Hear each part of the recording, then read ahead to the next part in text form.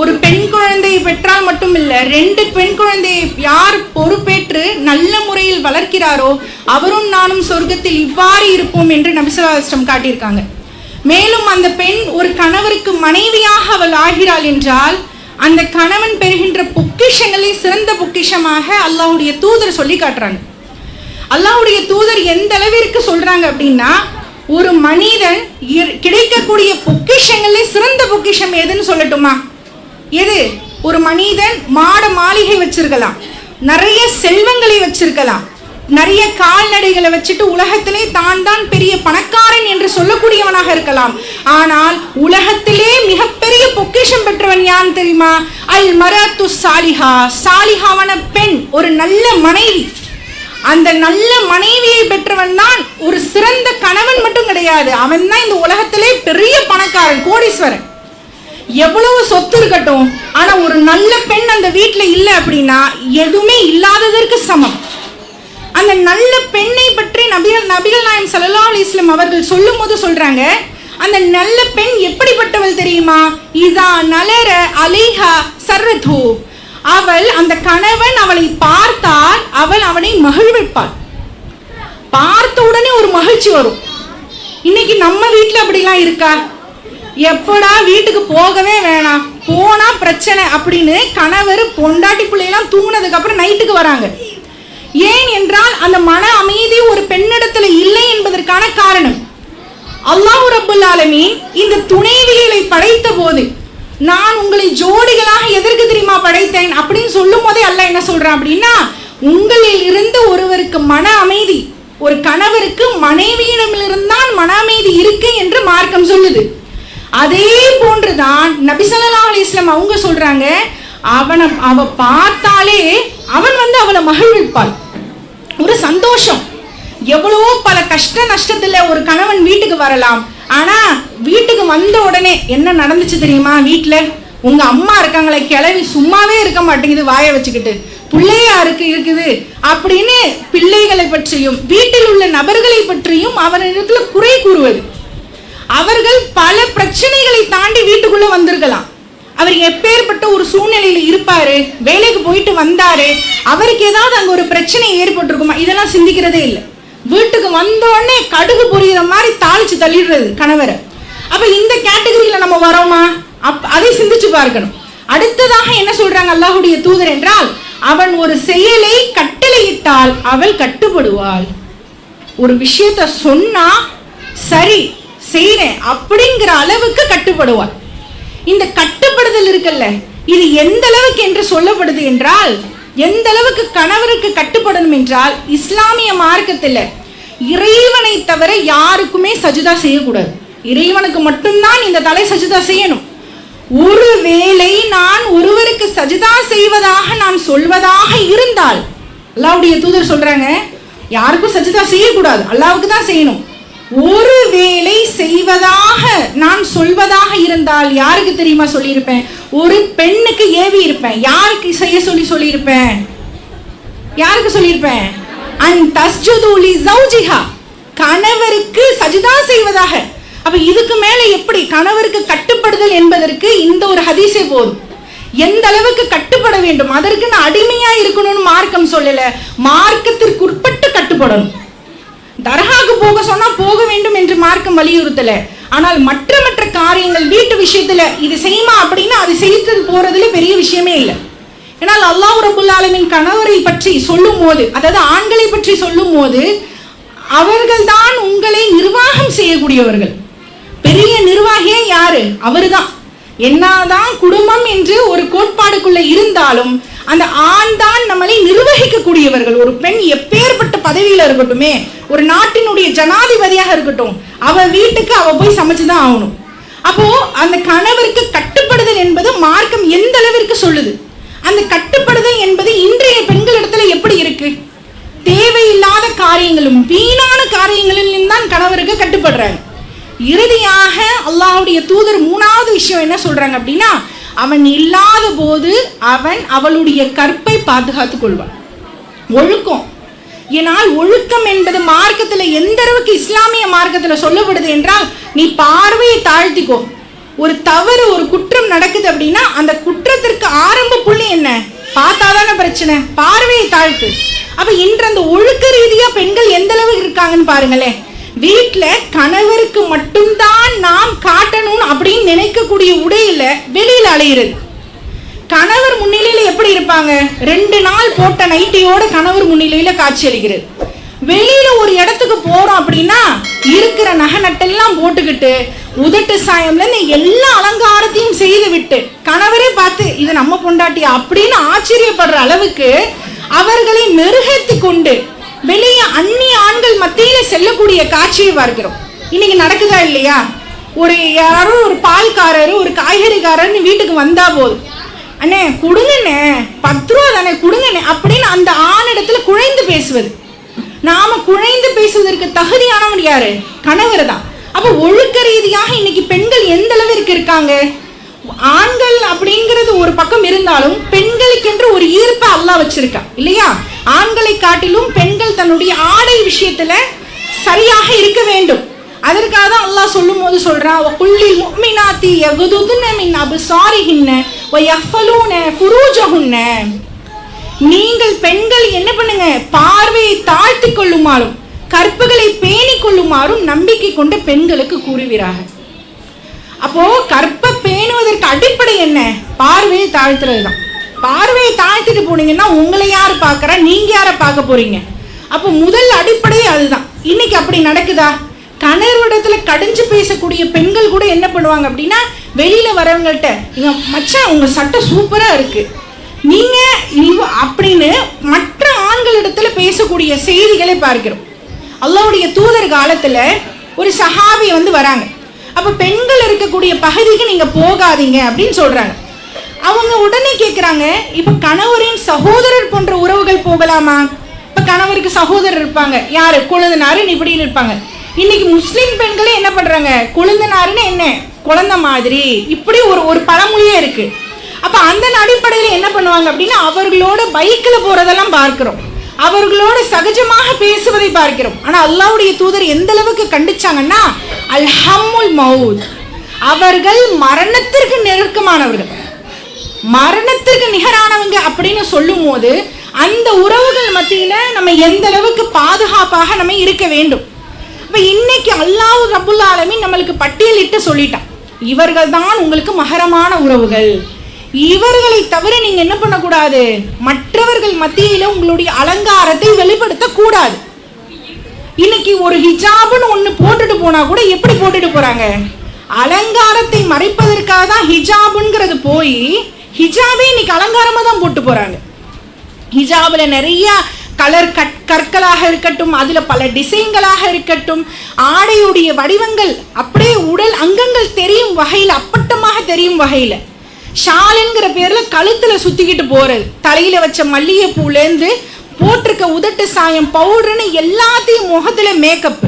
அப்ப எதற்காக நம்ம அந்த ஹிஜாப் அணிவதனுடைய நோக்கமே அங்க என்ன? அப்ப இப்பேற்பட்ட ஒரு காலகட்டத்துல பெண்களாக இருக்கக்கூடியவங்க இருக்காங்க.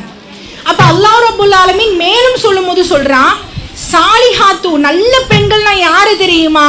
கானிதாத்து ஹாஃபிலாத்து, அவர்கள் கட்டுப்பட்டு நடக்கக்கூடியவர்களாக இருப்பாங்க, மேலும் தன்னுடைய கற்பை பாதுகாக்கக்கூடியவர்களாக இருப்பாங்க. அப்ப இதற்கெல்லாம் அடிப்படை இதுதான். அப்ப இந்த அடிப்படையான விஷயத்துல இன்னைக்கு என்ன பண்றது இல்ல? பெண்கள் நடக்கிறது இல்ல. இல்ல எங்களால முடிஞ்ச அளவுக்கு செய்யறோம் அப்படின்னு ஒரு பக்கம் இருந்தாலும் இன்னைக்கு மார்க்கம் கற்கக்கூடிய நிலையில இன்னைக்கு பெண்கள் எப்படி இருக்கும்? வீடுன்னு எடுத்துக்கிட்டா போதும், கணவர் இந்த பக்கம் ஒரு போனுன்னா அந்த பக்கம் மனைவி ஒரு பக்கம் போனு, கொஞ்சம் பேசாம அமைதியா கொஞ்ச நேரம் உட்காருங்க. அதாவது அன்றைய காலத்துல மார்க்க உபதேசம் கேட்ப ஒரே ஒரு ஹதீஸுங்க, ஒரே ஒரு ஹதீஸ் கேட்பதற்காக பல 100 மைல்களுக்காக போனாங்க சஹாபாக்கள். உட்கார்ந்த இடத்துல உங்களுக்கு அல்லாஹ்வும் அல்லாஹ்வுடைய தூதர் சொன்ன போதனைகள் கிடைக்குது. அப்போ நாம மார்க்கத்திற்காக இங்க அமர்ந்திருக்கோம், மலக்குமார்கள் சங்கமிக்கக்கூடிய சபையில இருக்கும். அதனால அந்த சபையினுடைய ஒழுக்கத்தையும் நாகரகத்தையும் புரிஞ்சு கொஞ்சம் அமைதியாக, கொஞ்சம் அல்லாஹ்வுக்காக கொஞ்சம் அமைதிக்காக. எல்லாருக்கும் சாப்பிட்டு வந்திருப்பீங்க, டயர்டா இருக்கும், எல்லாமே புரியுது. இன்னும் ஒரு கொஞ்ச நேரம் தான், சில நேரம் சில உபதேசங்களை கேட்டுட்டு ஜனாசா பயிற்சி முடிஞ்ச உடனே தாராளமாக வீட்டுக்கு போயிட்டு ரெஸ்ட் எடுத்துக்கலாம். சரிங்களா? ஒரே ஒரு நாள் நம்ம இதற்காக ஒதுக்குறோம், எல்லா நேரமும் நம்ம பார்த்துட்டு இல்லை. ஆனால் அன்றைய சஹாபிய பெண்மணிகள் ரசூலுல்லாஹ்விடத்துல தானாக முன் வந்து கேட்டாங்க, யார் ரசூலுல்லாஹ், உங்கள்கிட்ட ஒரு செய்தி கேட்டுக்கலாம்னா எப்ப பாரு உங்களிடத்துல ஆண்களாகவே இருக்காங்க, நாங்க எந்த செய்தியும் தெரிஞ்சுக்க முடியல அப்படின்னு கேட்டாங்க. அதற்காக நபி ஸல்லல்லாஹு அலைஹி வஸல்லம் அவர்களுக்கு ஒரு நாளே நியமித்தாங்க. அப்ப சஹாபிய பெண்மணிகள் எங்க நமக்கு இன்னைக்கு நாளை நியமிச்சு எல்லா சுகபோகமும் கொடுத்தோ அதை நம்ம அலட்சியப்படுத்தினா அதற்கு என்ன அர்த்தம்? அதற்காக சிந்திச்சு நம்மளுடைய நேரத்தை அருட்கொடையாக நினைத்து அதை பயன்படுத்துங்க.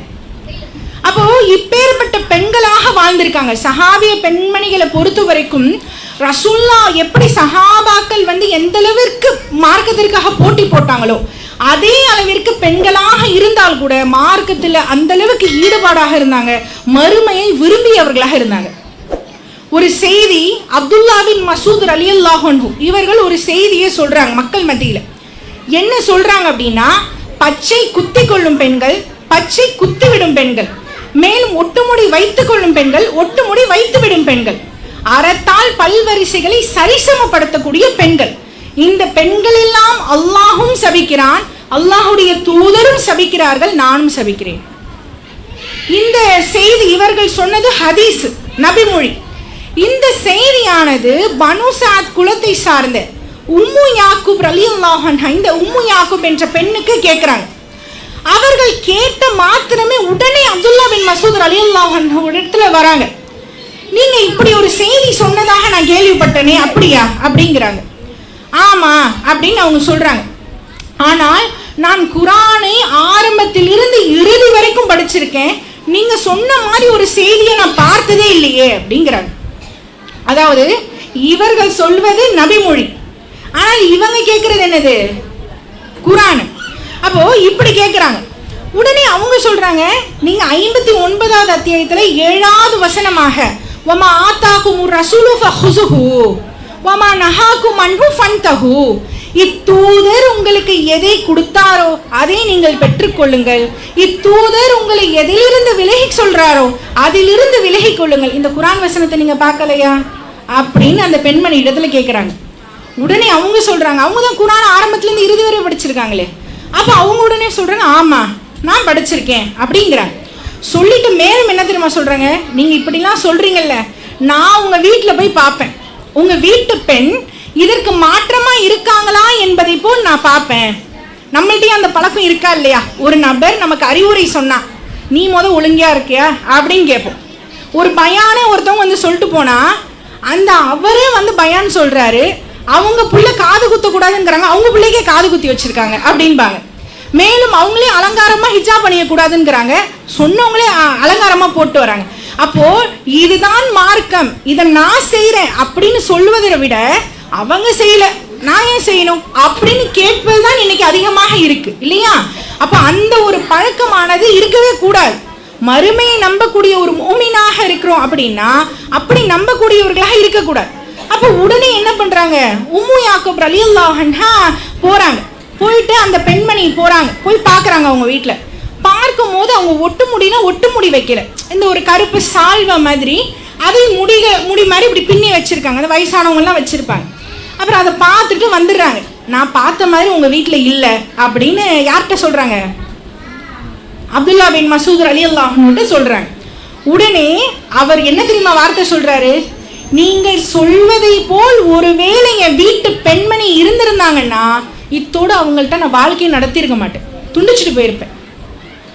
நாம சொல்லிடுவோமா, கணவர் காலைல ஃபஜருக்கு எழலை, நம்மளும் போத்திட்டு படுத்து தூங்கிடலாம், சரி அவரே எழுப்பலை, சரி ரைட்டு.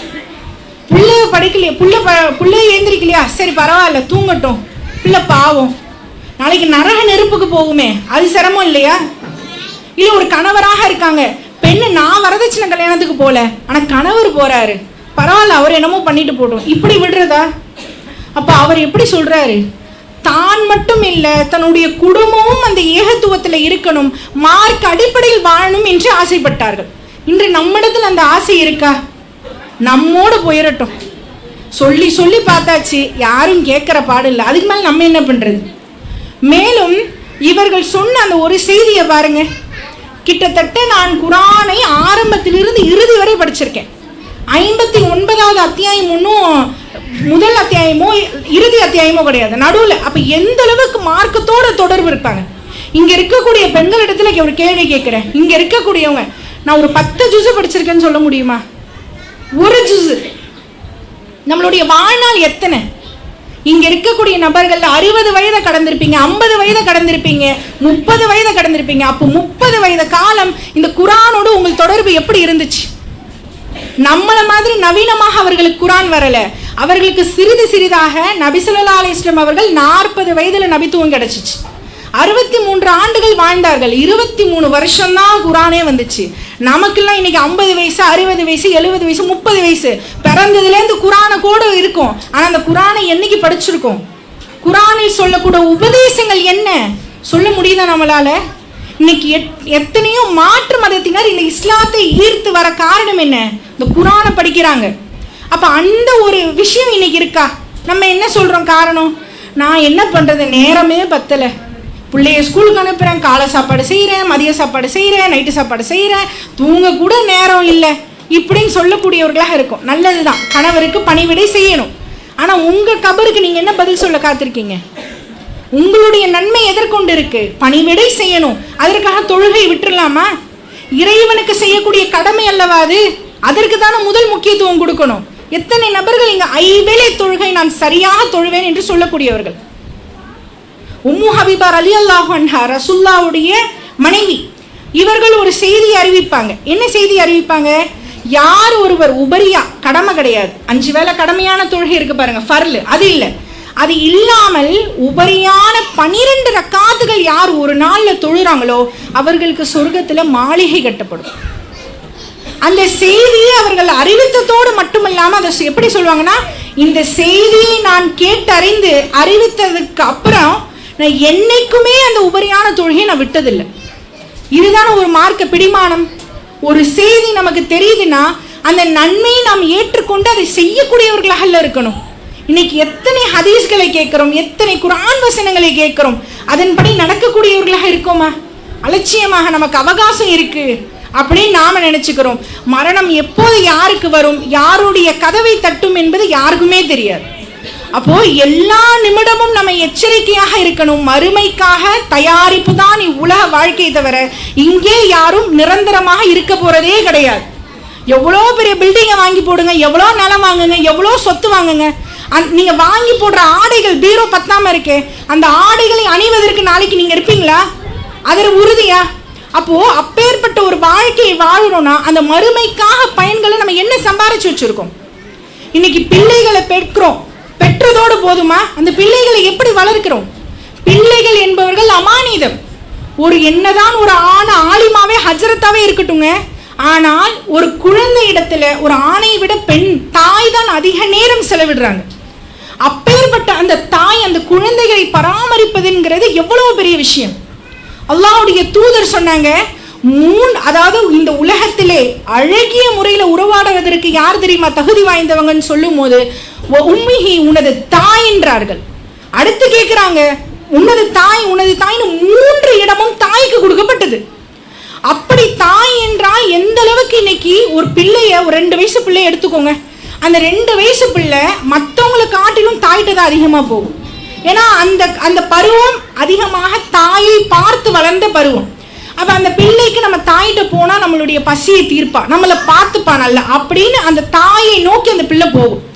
இதே பிள்ளை ஏன் 15 வயசு 20 வயசு 30 வயசுல தாயை வெறுக்கிறாங்க? தாயிட்ட எதுவுமே சொல்றதில்லை. ஏனால் நம்ம செயல்பாடுகள் அவ்வாறு உள்ளது. பிள்ளைகளுக்கு சொல்வது மட்டும் பெரிதில்லை, நம் செயல்களால் அவர்களுக்கு செய்து காட்ட வேண்டும். வெறும்னே தொழுன்னு சொல்லிட்டு நம்ம டிவி ரிமோட்டை வச்சுட்டா தொழுதுருவாங்களா? பாங்கோசை கேட்குது, டிவியில சத்தத்தை மட்டும் கம்மி பண்ணா போதுமா? அப்போ பாங்கோசை கேட்டால் டிவி ஆஃப் பண்ணிட்டு போய் ஒளி செய்து தொழ வேண்டும் என்பதை நீங்கள் கற்றுக் கொடுக்கவில்லை என்றால் அந்த பிள்ளைக்கு எப்படி நேரத்திற்கு தொழ வேண்டும் என்று தெரியும்? ஏதோ பெற்றுட்டோம், ஏதோ வளர்த்துட்டோம், வாரிசு அப்படின்னு நினைச்சுக்கிறோம். பெண் பிள்ளையாக இருந்தாலும் சரிங்க, ஆண் பிள்ளையாக இருந்தாலும் சரி, இந்த பிள்ளை என்பவர்கள் இன்றோடு இல்லை, நாளைக்கு உங்களுடைய மறுமைக்கான சேமிப்பு. எந்த அளவுக்கு தெரியுமா? இன்னைக்கு நாம சம்பாரிச்சு வச்சிருக்க எதையுமே நாளைக்கு கொண்டு போக முடியாது. கஃன் துணியில பாக்கெட்டை வச்சா நீங்க எடுத்துட்டு போவீங்க, எதுவுமே இல்லை. நீங்கள் செய்யக்கூடிய அமல்கள் மாத்திரம்தான் உங்களை பின்தொடரும். அது இல்லாமல் கூடுதலாக என்ன தெரியுமா, நபி ஸல்லல்லாஹு அலைஹி வஸல்லம் 3 விஷயங்கள் சொன்னாங்க. அதுல ஒன்று என்ன தெரியுமா, அவ்வலதின் சாலிஹின் எது உலகு, உங்களின் சாலிஹான பிள்ளைகள் கேட்கக்கூடிய பிரார்த்தனை. அப்ப அது ஆண் பிள்ளையா இருக்கட்டும் பெண் பிள்ளையா இருக்கட்டும், நீங்க சாலிஹான அல்லாஹ்வுக்கு பயப்படக்கூடிய பிள்ளைகளாக நீங்கள் பெற்றெடுத்து அவர்களை வளர்த்தால் மாத்திரம்தான் அவங்க துவாவே செய்வாங்க. இல்ல 1 வருஷம் நினைப்பாங்க, 2 வருஷம் நினைப்பாங்க, சரி ரைட் அப்படின்னு அவர்கள் வாழ்க்கையை பார்த்துட்டு போயிடுவாங்க. இப்ப தாயோடைய முக்கியத்துவம் என்ன, அல்லாஹ்னா யாரு, ரசூல்னா யாரு, இதெல்லாம் சின்ன பிள்ளையில இருந்து ஊட்டி வளர்க்கணும். நாம் என்ன நினைக்கிறோம், சின்ன பிள்ளை தானே அதுக்கு என்ன தெரியும் அப்படின்னு வீட்டுல மார்க்க உபதேசங்களே கிடையாது. நன்மை ஏவி தீமை ஏவுறதெல்லாம் கிடையாது, நன்மை தீமையை தடுக்கிறது கிடையாது. பிள்ளை கம்முன்னு இருக்கணும், நாம நிம்மதியா இருக்கணும். ஒரு போனை கொடு, உட்காந்து கிடக்கும் கம்முன்னு. அப்போ இந்த மாதிரி போன் கொடுத்து அவர்கள் என்ன பண்றோம், நாமளே மார்க்கத்தை நோக்கி வரவிடாமல் செய்கின்றோம். ஒரு பழமொழி சொல்லுவாங்க இல்லையா, நூலை போல சேலை தாயை போல பிள்ளை. நீங்க 10 சீரியல் பார்த்தா பிள்ளை 20 சீரியல் பார்க்குது. பிள்ளை என்ன வயிற்றுலேருந்து வரும்போது டிவி பார்த்தா வந்துச்சு, போனு பார்த்தா வந்துச்சு. நாம் சிறுபிள்ளையிலிருந்து சொல்லக்கூடிய உபதேசங்கள் தான். நாம அல்லாஹ் ரப்புல் ஆலமீன் ஒரு நல்லடியாரை பத்தி சொல்றோம், லுக்மான் என்ற நல்லடியாரை பத்தி சொல்றோம். அந்த நல்லடியாரை பற்றி சொல்லும் போது அவர் தனது மகனிடத்துல அறிவுரை சொல்றாங்க. எப்படி சொல்றாங்க, யா புனைய சொல்லும் போதே பாருங்க, அருமை மகனே. நாம எப்போ அப்படி சொல்லுவோம், சைத்தானே கம்முனு கடை, பிள்ளையா நீ, ஊர்ல பிள்ளையே இல்லை, இப்படி போட்டு நீ சத்தாய்க்கிற, உயிரை எடுக்கிற. அந்த பிள்ளை இல்லாம எத்தனை நபர்கள் இருக்காங்க இன்னைக்கு. அந்த பிள்ளையை உங்களுக்கு அமானிதமாக அல்லாஹ் ரப்புல் ஆலமீன் கொடுத்திருக்கானா, அதை எப்படி நீங்கள் வார்த்தெடுக்க வேண்டும். அவர்கள் சொல்றாங்க, யா புனைய என் அருமை மகனே, லா துஷ்ரிக பில்லாஹ், அல்லாஹ்வுக்கு இணை கற்பிக்காது. அடிப்படை இஸ்லாத்தினோட அடிப்படை கொள்கை என்ன, அல்லாஹ்வுக்கு யாரையும் எதையும் இணை கற்பிக்க கூடாது. அதை தன்னுடைய மகனுக்கு சொல்லித்தராங்க. நாம் அதை சொல்லித்தரோமா? தொழில்னா அல்லாஹ் நாளைக்கு உன்னை நரகத்துல போட்டுருவான், இந்த உலகம் நிரந்தரம் கிடையாது, பிள்ளைகள் கேட்கறதெல்லாம் வாங்கி தரது, எல்லாத்தையும் செஞ்சுட்டு இப்படிதான் இருக்கான், சொல்றதே கேட்க மாட்டான் அப்படின்னு அந்த பிள்ளை மேலே பழிய போடுறது. அப்ப எந்த பிள்ளையும் சொல்லுவாங்க, பிள்ளை பிறக்கும் போது எல்லா பிள்ளையும் நல்ல பிள்ளை, அது நல்ல பிள்ளையா இருக்கதும் கெட்ட பிள்ளையா இருக்கதும் என்னது அப்படின்னு ஒரு பொதுமொழியே இருக்கு. அப்ப அதன் அடி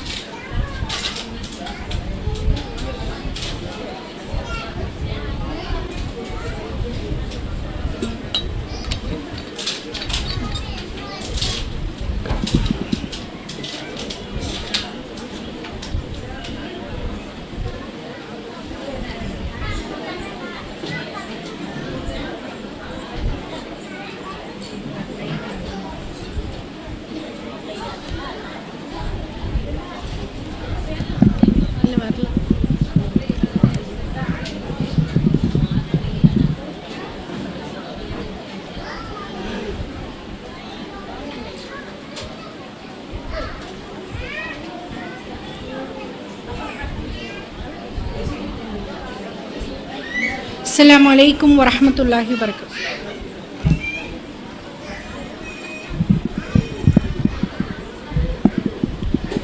அஸ்ஸலாமு அலைக்கும் வரஹ்மத்துல்லாஹி வபரகாத்துஹு. அப்போ அதன் அடிப்படையில் பிள்ளைகளை எந்த அளவுக்கு வார்த்தெடுக்க வேண்டும் என்றால் மார்க்கம் சொன்ன அடிப்படையில் வார்த்தெடுக்கணும். அப்போ அவர்கள் சொல்லும் போது என்ன சொல்றாங்க, அல்லாஹ்வுக்கு இணை கற்பிக்காத, இணை கற்பித்தல் மகத்தான அநீதி. அப்போ அந்த அளவிற்கு சிறு பிள்ளையிலிருந்தே மார்க்கத்தை போதித்து வளர்த்தாங்க. இன்னைக்கு நாம எந்த அளவிற்கு இருக்கோம், நமக்கு மார்க்கம் தெரிஞ்சாதான் நம்ம பிள்ளைகள் மத்தியில மார்க்கத்தை நாம் போதிக்க முடியும். அல்லாஹ் ரப்புல் ஆலமீன் இந்த உலகத்தில் உள்ள எல்லா மனிதர்களுக்கும் 2 பெண்களை முன்மாதிரியாக சொல்றான். யார சொல்றான்? ஃபிரௌனுடைய மனைவியை நாம் ஒட்டுமொத்த மனித சமுதாயத்திற்கு முன்னுதாரணமாக சொல்றோம். எதற்காக சொல்றாங்க முன்னுதாரணம்? அவர்கள் ஃபிரௌன் என்பவன் கொடுங்கோலன் என்றாலும் அவன்கிட்ட இல்லாத வசதி வாய்ப்பே கிடையாது. மாட மாளிகை, பணம், நகை, நட்டின் எல்லாமே இருந்தது. ஒரு பெண்ணுடைய அதிகபட்ச ஆசை அதுதானே இருக்கும். பெண்ணையும் பொண்ணையும் பிரிக்க முடியாது அப்படின்பாங்க. அப்ப பெண்ணுக்கும் அந்த பொண்ணு நகைக்கும் அவ்வளவு ஒரு ஒற்றுமை. அப்பேற்பட்ட சூழ்நிலையில் மார்க்கம் என்றால் அல்லாஹ்வை மட்டும்தான் வணங்க வேண்டும், அல்லாஹ்வை தவிர வேறு யாரையும் நாம் வணங்கக்கூடாது என்பதில் உறுதியாக இருந்தார்கள். ஒரு சொத்து வேணாம், எனக்கு ஒண்ணு வேணாம் என்று சொல்லி அல்லாஹ்விடத்தில் அவர் ஒரு பிரார்த்தனை செய்தார்கள். என்ன செஞ்சாங்க தெரியுமா? அந்த பிரார்த்தனை என்னன்னு? ரப்பி இப்னிலி இந்தக பைத்தன் ஃபில் ஜன்னா, இறைவா எனக்காக உன்னிடத்தில் ஒரு மாளிகை தருவாயாக, சொர்க்கத்துல எனக்காக ஒரு மாளிகை கட்டி தருவாயாக. அப்ப அப்பேற்பட்ட ஒரு மாளிகை என்பது இந்த உலகத்திலே இருக்கு, ஆனால் அது நிரந்தரமான ஒன்று கிடையாது என்பதை இறைவனுக்காக எல்லாத்தையும் தூக்கி எறிஞ்சாங்க. கணவராக இருந்த போதும் தவறு என்றால் அது தவறுதான் என்று சுட்டி காட்டினார்கள். அப்போ இன்னைக்கு பெண்களிடத்துல இந்த பொருளாதார விஷயத்தை எடுத்துக்கோங்க. கணவருடைய வருமானம் என்பது இவ்வளவுதான் அப்படின்னு தெரியும், ஆனால் மற்ற ஆண்களோடு ஒப்பிடுவாங்க. எங்க மச்சாலாம் இப்படி வாங்கி கொடுத்தாங்க, நீங்க என்ன எனக்கு இதுதான் செஞ்சீங்களா இப்படின்னு சொல்லக்கூடிய பெண்களாக இருந்தாங்க. அதனால்தான் நபி ஸல்லல்லாஹு அலைஹி வஸல்லம் அவர்கள் சொன்னாங்க, பெண்களே உங்களை நான் அதிகமாக நரகத்துல கண்டேன். காரணம் என்ன தெரியுமா? பெண்களே கேட்பாங்க, ஏன் ரசூலுல்லாஹ் நாங்க எதுக்கு நரகத்துக்கு அதிகமா போறோம்? ஏனென்றால் நீங்கள் நிராகரிக்கிறீர்கள். யாரை தெரியுமா? கணவரை நிராகரிக்கிறீர்கள். கணவர் காலமெல்லாம் வாங்கி தந்திருப்பார், அவருக்கு ஏதோ ஒரு பொருளாதார கஷ்டம் ஏற்பட்டிருக்கலாம். அப்ப என்ன தெரியுமா சொல்லுவாங்க? இவ்வளவு கட்டி உன்னை கட்டி நான் என்னத்தை அனுபவிச்சேன் இப்படின்னு சொல்லக்கூடியவர்களாக இருப்பாங்க. மேலும் எந்த அளவுக்கு இருப்பாங்க? அவர்கள் சாபமிடக்கூடியவர்களாக இருப்பாங்க அப்படின்னு சொல்றாங்க. அப்ப இந்த பண்புகள் எல்லாம் இன்னைக்கு எல்லார் மத்தியிலுமே இருக்கு. அடுத்ததாக குடும்பம் என்று சொன்னால் வெறும் கணவர் மட்டும் குடும்பம் கிடையாது. அந்த கணவர் வீட்டில் இருக்கக்கூடிய தாய், அதாவது மாமனார், மாமியார், நாத்தனார், இது எல்லாமே ஒரு பெண்ணுடைய கடமை. அல்லாஹ்வுடைய தூதர் நபி ஸல்லல்லாஹு அலைஹி வஸல்லம் அவர்கள் சொல்லும் போது, குல்லுக்கும் ராயின், நீங்கள் ஒவ்வொருவரும் பொறுப்பாளிதான். மசூலன் அன் ரயத்திஹி, அந்த பொறுப்புகளை குறித்து நீங்கள் ஒவ்வொருவரும் விசாரிக்கப்படுவீர்கள் என்று சொன்னாங்க. ஒரு ஆண் என்பவன் அந்த குடும்பத்திற்கு அவன் பொறுப்பாளி, ஆனா அந்த பெண் என்பவள் எப்படி தெரியுமா? நீ பைத்தி அந்த வீட்டிற்கு, கணவருடைய வீட்டிற்கே பொறுப்பாளி. கணவருடைய வீடுனா என்ன? கணவர் மட்டுமா? இல்ல வீட்டை மட்டும் பார்க்கிறதா? அந்த கணவருடைய வீட்டாரை பார்ப்பதும் நம்மளுடைய கடமை தான். இன்னைக்கு பெரும்பாலான பெண்களுக்கு பிரச்சனையே அதுலதான் ஆரம்பிக்குது. இப்போ வீட்டுக்கார பார்க்கறேன் பரவாயில்ல, அவங்க அம்மாவெல்லாம் நான் ஏன் பார்க்கணும் இப்படி நினைக்கக்கூடியவர்களாக இருக்காங்க. ஆனால் மாமியார் என்பவர்களை மாமி யாரோ அப்படின்னு பார்த்தாதான் பிரச்சனை. அவர் இல்லாம உங்களுடைய கணவர் உங்களிடத்துல வந்துடல. அப்ப அவர் நாளைக்கு சொர்க்கம் செல்லணும் அப்படின்னா அவங்களுடைய தாய் தந்தையரை பராமரித்தால் தான் அவங்க சொர்க்கம் செல்ல முடியும். அப்ப அதை ஆதரிக்கக்கூடியவர்கள் தான் நாம ஒரு நல்ல பெண்ணாக இருக்க முடியும், இல்லையா? அப்போ அவங்களுக்கு வயசாயிடுச்சு, அவங்க ஏதோ ஒரு சின்னதா ஏதாவது பேசலாம். அப்ப அதையெல்லாம் என்ன பண்ணணும்? பெண்களாக இருக்கக்கூடியவர்கள் சகிச்சுட்டு போயிடும். அதே மாதிரி மாமியார்களுக்கும் என்ன, அவ்வளவுதான் மருமக வந்தாச்சு அப்படின்னு எல்லா சுமைகளையும் மருமக மேலே வைக்காம, நாம வீட்டு பிள்ளை எப்படி நம்ம வீட்டுல வளர்ந்துருக்கோம், அந்த பிள்ளை காலையில ஒரு நாளைக்கு ஒரு 9 மணிக்கு கூட எழுந்திரிக்கலாம். அப்ப நம்ம பிள்ளை தானே விட்டுருவோம். ஒரு நேரம் வேலை செய்யலனா கூட பரவாயில்ல அப்படின்னு விட்டுருவோம். அதே மாதிரி மருமகளை நினைச்சு விட்டுட்டு போங்க. அப்ப மருமகளை நீங்கள் தன்னுடைய மகளாக, மருமகளாக நீங்கள் நினைத்தால் இந்த பிரச்சனை இல்லை. அப்ப பெண்களாக இருக்கக்கூடியவங்க சிந்திச்சு பார்க்கணும், நாமளும் அந்த மருமகளெல்லாம் தாண்டி தான் இன்னைக்கு மாமியார் ஆயிருக்கோம். அப்போ நாம அவர்கள் கணவர் மனைவி மத்தியில் எந்த பிரச்சனையும் செய்யாம இருக்கணும் அப்படிங்கிறது அவர்களுக்கு ஒரு அறிவுரையாகும். மருமகளுக்கும் என்ன, அவர்கள் இவங்களுடைய தாய் தந்தை, தன்னுடைய தாய் தந்தை, நம்ம அம்மா சொன்னா சரி போயிட்டு போதுன்னு விட்டுட்டு போக மாட்டோமா, இப்படி நினைச்சு நம்ம அனுசரிச்சு போவோம் அப்படின்னு நினைக்கக்கூடியவர்களாக இன்னைக்கு இருக்கணும். அப்படி நினைச்சிட்டா பிரச்சனையே இல்லை. அதனால்தான் அல்லாஹ்வுடைய தூதர் சொன்னாங்க, ஒரு பெண் 4 நோக்கத்திற்காக திருமணம் முடிக்கப்படுகிறார். என்ன நோக்கம் தெரியுமா? லி மாலிஹா, அவளது செல்வத்திற்காக, வலி ஹசபிஹா, அவளது குடும்ப பாரம்பரியத்திற்காக, ஜமாலிஹா, அவளது அழகிற்காக, அடுத்தது என்னது? தீனிஹா, மார்க்கத்திற்காக. அப்ப இதெல்லாம் சொல்லிட்டு நபி ஸல்லல்லாஹு அலைஹி வஸல்லம் இறுதியாக என்ன தெரியுமா சொன்னாங்க? ஃபல்ஃபர் பதாத்தி தீன், மார்க்க நல்லொழுக்க பெண்ணை நீ திருமணம் முடிச்சிட்டீனா நீ வெற்றி அடைந்து விடுவார், இல்லைனா உனது 2 கரங்கள் மண்ணாகட்டும் என்று சொன்னார்கள். அப்ப அதன் அடிப்படையில இதுதான் பெண்களுக்கும் இதுதான் ஆண்களுக்கும் இதுதான். ஒரு ஆண் பெண்ணை தேர்ந்தெடுக்கனாலும் இந்த 4 தான், ஒரு பெண் ஆணை தேர்ந்தெடுக்கிறதாக இருந்தாலும் இதுதான். அப்ப மார்க்கத்தை நம்ம பற்றி கொண்டோம் என்றால், குடும்ப வாழ்க்கையில ஆரம்பத்திலே மார்க்கத்தை பார்த்து நம்ம ஒரு திருமணத்தை ஆரம்பிக்கிறோம் என்றால், அந்த திருமண வாழ்க்கையில எந்த பிரச்சனையும் இல்லாமல் இறைவனுக்கு பயந்தவர்களாக இருவரும் போகலாம். அப்பதான் இந்த குடும்ப வாழ்க்கையை பொறுத்தவரைக்கும் என்னதான் ஒரு ஆண் வெளியில சம்பாதிச்சாலும் அந்த சம்பாத்தியத்தை சரிவர அதுல சேமிக்கிறதாக இருக்கட்டும், அதை வீண்விரயம் செய்வதாக இருக்கட்டும், இதெல்லாம் ஒரு பெண்ணுடைய கையில இருக்கு. அப்பேற்பட்ட ஒரு கடமை அல்லாஹ் ரப்புல் ஆலமீன் நம் அனைவருக்கும் கொடுத்திருக்கான். அப்போ எவ்வளவு ஒரு பெரிய அந்தஸ்து நம்ம கணவர் இந்த ஹதீஸை இன்னைக்கு சொல்லணும். எத்தனை பேர் வீட்டுல நீதான் என்னுடைய பொக்கிஷம், அல்லாஹ்வுடைய தூதர் சொன்னாங்க பார் அந்த இலக்கணம், அது நீதான் என்னுடைய பொக்கிஷம் என்று சொல்லக்கூடியவர்கள் எத்தனை நபர்கள். அப்ப அப்பேற்பட்ட ஒரு வாழ்விற்காக நம்மை நாம தயார்படுத்திக்க வேண்டும். அல்லாஹ் சொல்லும் போது சொல்றான், நம்ம எல்லாருமே என்னது நினைக்கிறோம், நாம மட்டும் சரியாக இருந்தால் போதும் என்று நினைக்கிறோம். ஆனால் அல்லாஹ் ரப்புல் ஆலமீன் சொல்லும் போதே சொல்றான், யா அய்யுஹல்லதீன ஆமனூ, நம்பிக்கை கொண்டோரே, கூ அன்ஃபுஸக்கும் வஅஹ்லிக்கும் நாரா, உங்களையும் உங்களுடைய குடும்பத்தாரையும் நரக நெருப்பை நோக்கி பாதுகாத்துக் கொள்ளுங்க. உங்களை மட்டும் இல்ல, உங்கள் குடும்பத்தையும் நோக்கி பார்த்துக்கோங்க. ஏனென்றால் நாளைக்கு இந்த கணவன் மனைவி பிள்ளை எந்த உறவும் இருக்காது. அவர்கள் நாளைக்கு நரகத்தை நோக்கி போனால் நம்மால் தாங்கிக் கொள்ள இயலாது. அப்ப அப்பேற்பட்ட ஒரு கடமையும் பொறுப்பும் பெண்களுக்கு இருக்கு அப்படிங்கறத புரிந்து கொண்டு நம்மளுடைய வாழ்க்கையை நம்ம செயல்பட வேண்டும். இந்த உபதேசங்கள் என்பது அல்லாஹ் ரப்புல் ஆலமீன் சொல்வதை போல ஃபஸக்கிர் ஃபஇன்ன ஸிக்ரா தன்ஃபஉல் முஃமின், அறிவுரை கூறுவீராக, அந்த அறிவுரை முஃமின்களுக்கு பயன்பெறும். அப்ப இத்தனை நிமிடங்கள் உங்களுக்கு அல்லாஹ்வும் அல்லாஹ்வுடைய தூதருடைய போதனைகள் கூறப்பட்டுள்ளது. அப்ப இந்த அறிவுரைகள் பயன்பெறும் என்பதை நீங்கள் தான் உறுதிப்படுத்திக் கொள்ள வேண்டும்.